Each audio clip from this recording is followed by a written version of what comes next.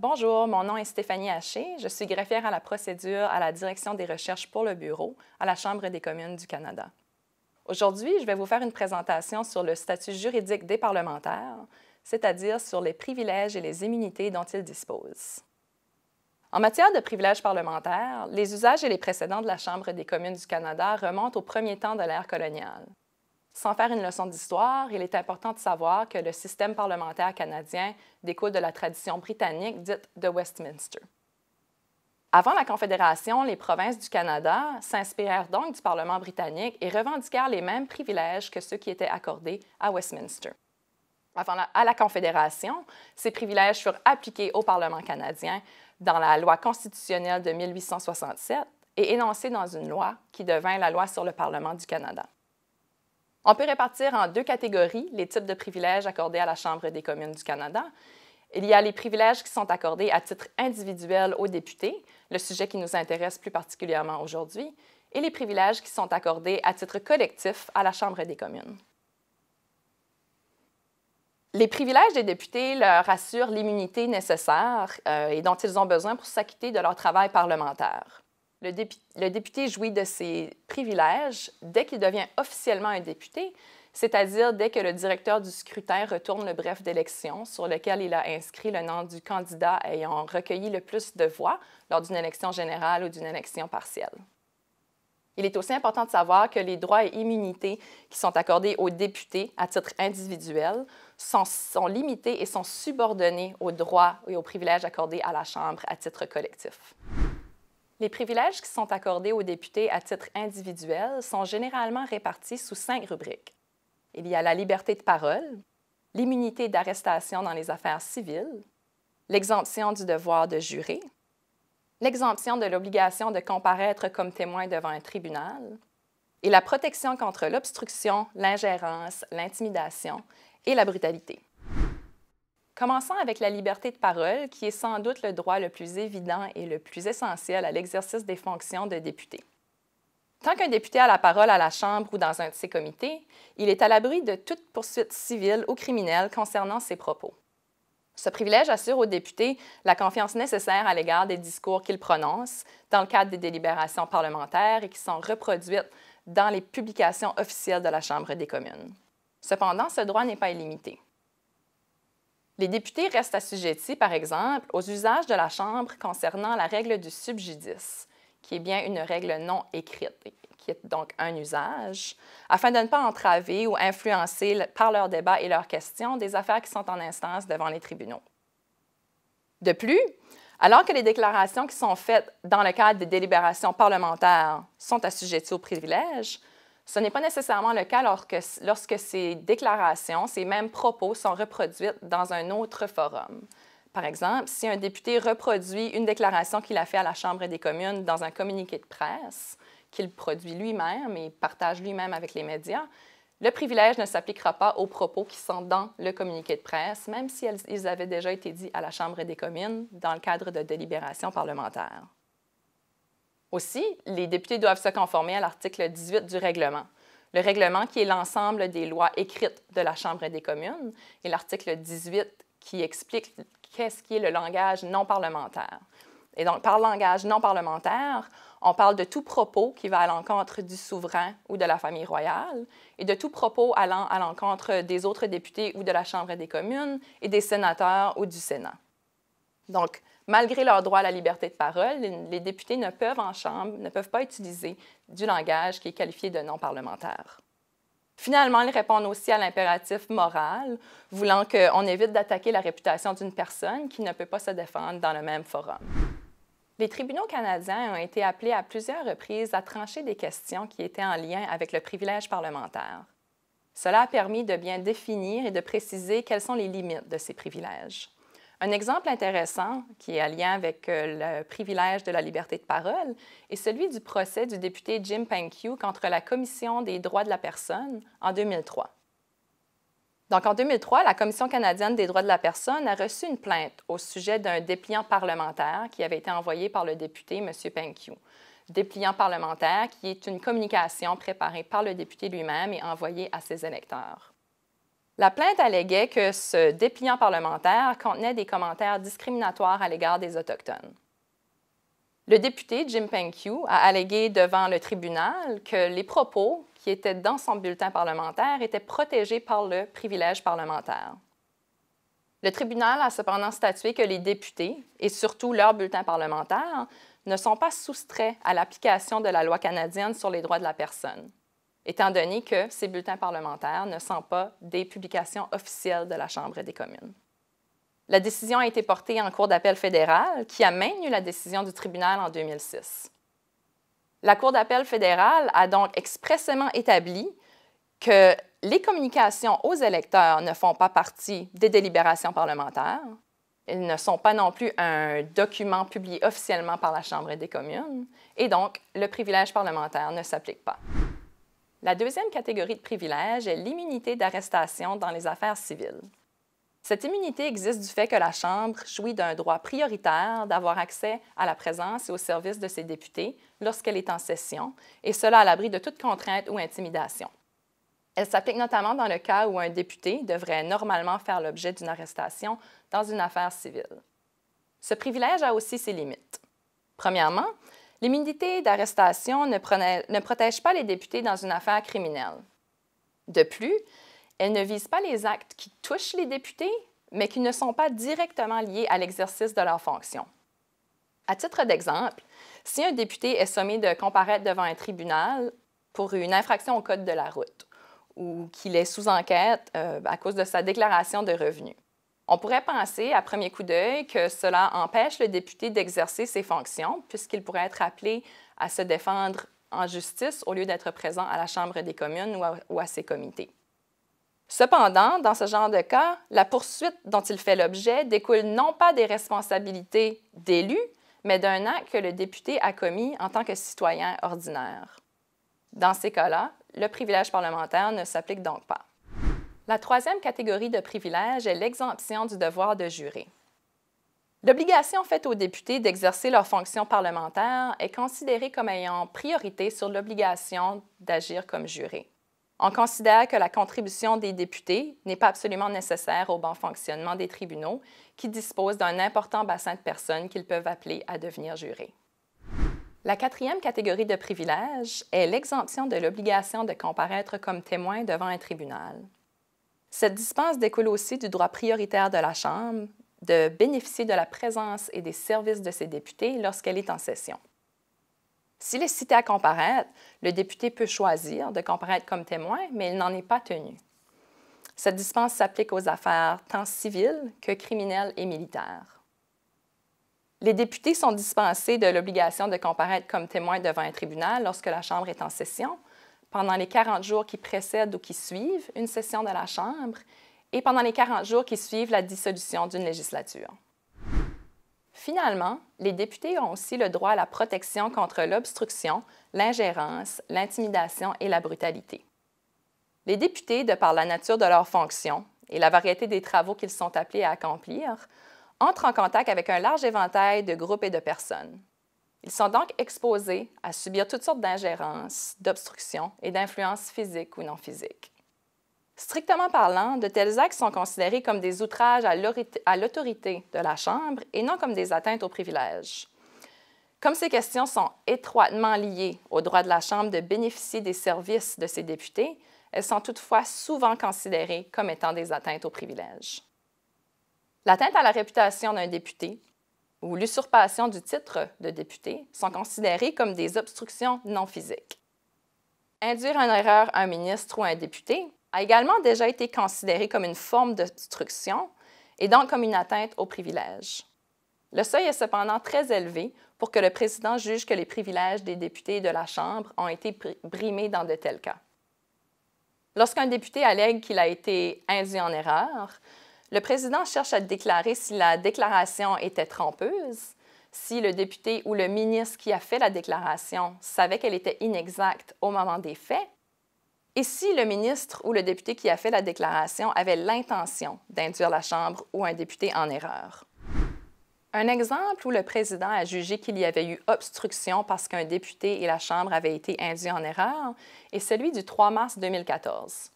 Un député avait alors allégué avoir été témoin de fraude électorale.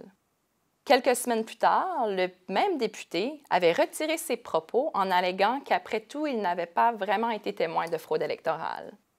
Appelé à trancher sur la question, le président a alors jugé qu'il semblait de prime abord que les droits des députés et de la Chambre avaient été brimés, puisque la Chambre se retrouvait face à des allégations qui étaient contradictoires.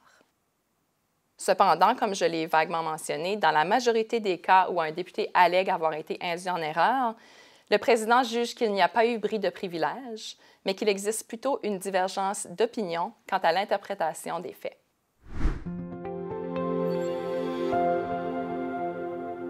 Bonjour, mon nom est Vanessa Noël et je suis conseillère financière principale à la Direction des finances. Aujourd'hui, je vais vous fournir de l'information sur le statut matériel des députés de la Chambre des communes du Canada ainsi que sur les moyens mis à leur disposition. Nous allons commencer avec les divers traitements et avantages sociaux qui sont offerts aux députés.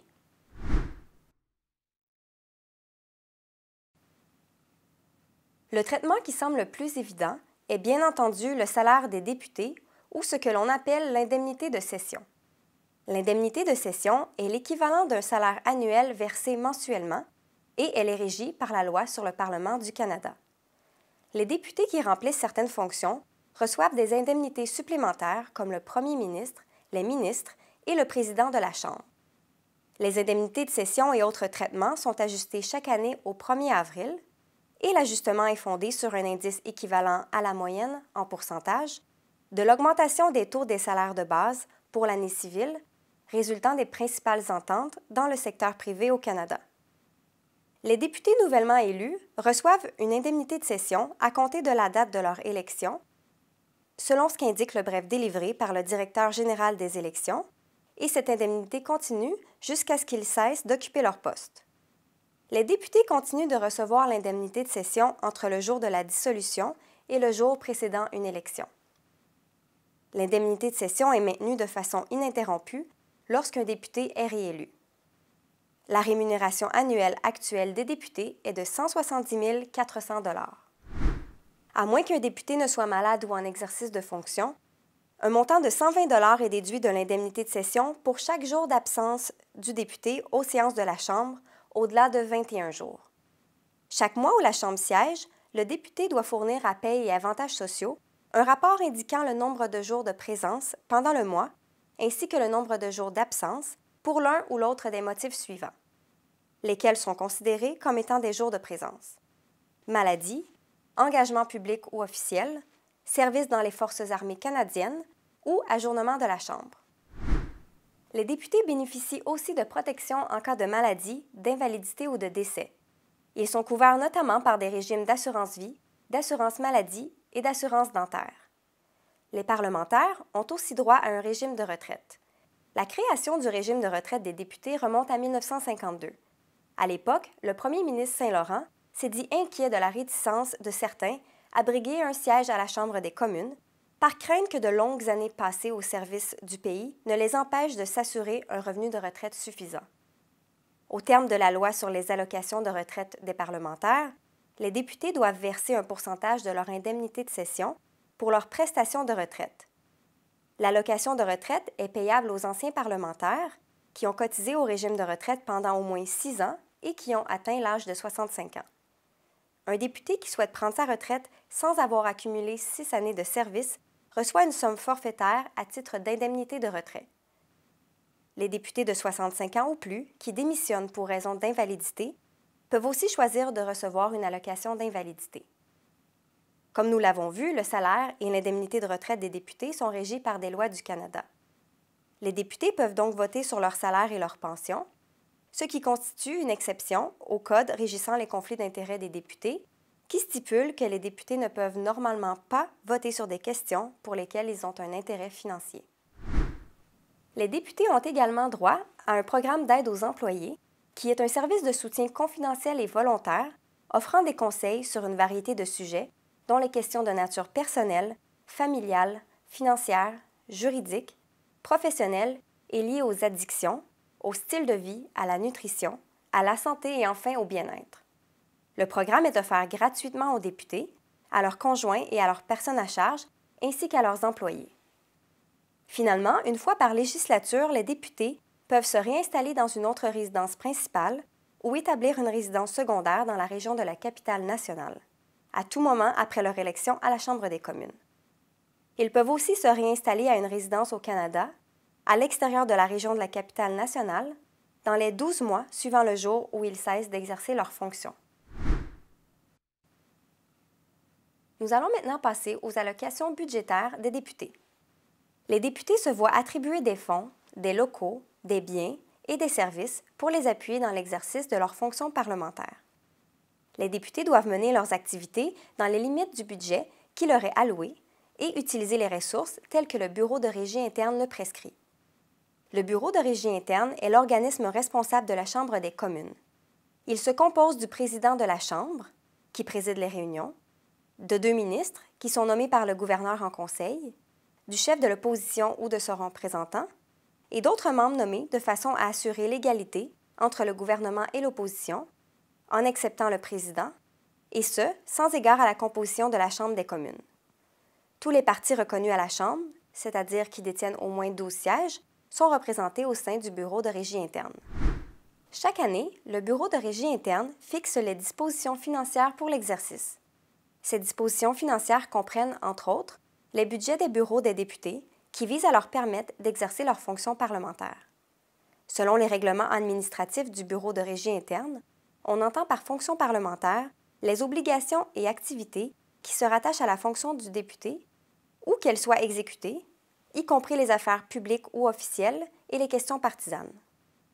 Sont exclues des fonctions parlementaires les activités relatives aux intérêts commerciaux privés du député ou de sa proche famille. Les activités suivantes sont aussi exclues des fonctions parlementaires et les budgets des bureaux des députés ne peuvent donc pas être utilisés pour les exercer. Les activités relatives aux intérêts personnels du député ou de sa proche famille, les activités relatives à l'administration, à l'organisation et aux communications internes d'un parti politique, y compris les activités liées aux campagnes ou au congrès à la direction d'un parti, la sollicitation de contributions et les demandes d'adhésion à un parti politique, les activités relatives à la réélection du député, les activités visant à appuyer ou à critiquer, dans le cadre d'une élection fédérale, provinciale ou municipale, ou d'un autre type d'élection locale, un parti politique ou la candidature d'une personne, et enfin les activités relatives à des réunions d'associations de circonscription, au sens de la loi électorale du Canada, au cours desquelles il est question d'investiture, de commandite ou d'élection, ou les activités relatives à la sollicitation de contributions ou d'adhésion. Le Bureau de régie interne fixe aussi les modalités de gestion et de comptabilité des fonds utilisés par les députés et a compétence exclusive pour statuer sur la régularité de l'utilisation des fonds. En cas d'infraction au règlement administratif, le Bureau de régie interne peut ordonner la retenue de sommes d'argent sur tout budget ou indemnité d'un député ou le blocage de tout budget, indemnité, allocation ou autre paiement pouvant être mis à la disposition du député. Chaque député reçoit un budget de bureau. Les députés utilisent ce budget de bureau pour payer notamment les salaires des employés, les contrats de service, les appareils sans fil et certains frais de fonctionnement et de déplacement, ainsi que les autres dépenses du bureau, telles que le Bureau de régie interne le prescrit. Le budget de bureau comprend un budget de base et pour certains députés, un supplément par électeur ou un supplément géographique. Pour l'exercice financier de 2016-2017, le budget de bureau des députés était de 349 100 $. Le supplément par électeur est un supplément variable versé aux députés qui représentent des circonscriptions à forte densité démographique où le nombre d'électeurs inscrits est supérieur à 70 000. Le supplément géographique est aussi variable et versé aux députés qui représentent des circonscriptions dont la superficie est de 500 km² ou plus. Les députés qui représentent des circonscriptions énumérées à l'annexe 3 de la loi électorale du Canada, c'est-à-dire les députés qui représentent des circonscriptions jugées géographiquement éloignées, reçoivent eux aussi un supplément. Ce supplément est de 20 196 $, sauf pour les députés qui représentent le Nunavut et les territoires du Nord-Ouest, qui, eux, reçoivent 24 240 $. À Ottawa, les députés ne paient pas de loyer pour leur bureau puisqu'ils bénéficient de locaux dans les édifices du Parlement. Pour avoir un bureau dans leur circonscription, les députés doivent cependant louer des locaux et le budget de bureau permet de payer ce loyer. Chaque député est employeur et peut à son gré recruter, embaucher, promouvoir et congédier ses employés. Les députés ont toute discrétion quant aux tâches exécutées pour leur compte par leurs employés sous des fonctions parlementaires. Il appartient aux députés de décider des tâches à exécuter, des heures de travail, de la classification des postes et des échelles de traitement, et ils sont responsables des relations de travail. Sous réserve de certaines modalités précises, les députés peuvent retenir les services d'entrepreneurs et imputer le coût de ces services au budget de leur bureau. Il est interdit aux députés d'embaucher ou de passer un contrat de service, de conseil et de service professionnel avec des membres de leur proche famille, comme leurs conjoints et les enfants d'un député, ainsi que les conjoints et les enfants de ses enfants ou leurs parents. Le Bureau de régie interne fournit également aux députés des allocations de déplacement pour le remboursement de leurs frais de transport, d'hébergement et de repas. Un système de points de déplacement offre 64 points de déplacement aux députés pour leur permettre de se déplacer dans le cadre de leurs fonctions parlementaires. Les voyageurs autorisés du député peuvent aussi utiliser ces points de déplacement sous certaines conditions. Les députés disposent aussi d'un compte de frais de déplacement officiel qui sert à rembourser les frais de repas et les frais d'hébergement du député, ainsi que les faux frais encourus à l'occasion d'un déplacement officiel à plus de 100 km de leur résidence principale. Des frais de déplacement peuvent également être imputés au budget du bureau de députés lorsqu'ils ne peuvent être imputés au point de déplacement. La Chambre des communes met aussi à la disposition des députés un matériel de bureau moderne et divers services, comme les appels interurbains, le courrier électronique et l'accès à l'Internet, des appareils sans fil, un service de courrier interne, un service de messager, d'imprimerie, un service de sécurité et enfin de la formation linguistique. Selon la loi sur la Société canadienne des postes, les députés peuvent envoyer du courrier en franchise. Ce privilège signifie que les députés de la Chambre des communes peuvent apposer leur signature à un envoi postal adressé qui sera ensuite livré en franchise n'importe où au pays. Ce privilège ne vaut que pour le courrier portant une adresse au Canada et ne peut être utilisé pour les colis, les envois express ou les autres services spéciaux offerts par la Société canadienne des postes. Le courrier adressé aux députés est aussi livré en franchise s'il porte une adresse de la colline du Parlement. Chaque parti reconnu, c'est-à-dire qui comprend au moins 12 députés, reçoit aussi des ressources afin de permettre à ses députés et ses agents supérieurs de la Chambre d'exercer leurs fonctions parlementaires. Ils reçoivent un budget pour leur bureau de recherche afin de payer les salaires de leurs employés, ainsi que les coûts de la formation linguistique, des téléphones intelligents, des services de traduction et des contrats. Le budget du Bureau de recherche du gouvernement pour 2016-2017 est de 2 974 656 $. Il est de 2 774 723 $ pour l'opposition officielle et de 1 693 297 $ pour le troisième parti.